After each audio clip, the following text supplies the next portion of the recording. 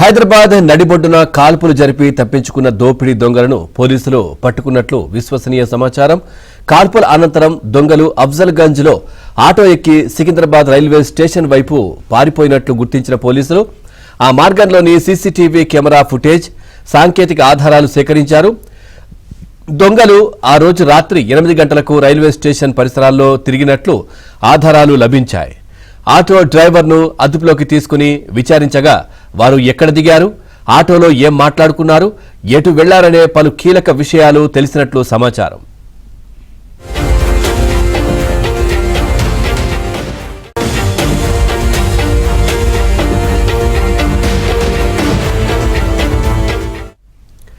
దోపిడీ దొంగలు బీహార్కు చెందిన అమిత్ కుమార్, అనీష్ గ్యాంగ్గా ప్రాథమికంగా గుర్తించిన పోలీసులు ఆ ముఠా బీదర్తో పాటు ఛత్తీస్గఢ్లో కూడా బ్యాంకుల్లో 70 లక్షల రూపాయలు దోచుకుని పరారైనట్లు గుర్తించారు. ముఠాలో ఎంతమంది ఉన్నారు, వారి కార్యకలాపాలపై రహస్య ప్రదేశంలో విచారణ జరుపుతున్నట్లు సమాచారం. ఈ విషయాన్ని పోలీసులు ధృవీకరించడం లేదు. కర్ణాటకలోని బీదర్లో సెక్యూరిటీ గార్డులపై కాల్పులు జరిపి ఏటీఎంలో జమ చేయాల్సిన 93 లక్షల రూపాయలతో పరారైన దోపిడీ దొంగలు హైదరాబాద్కు చేరుకోవడం, ట్రావెల్స్ ఉద్యోగి జహంగీర్ పైన కాల్పులు జరిపారు.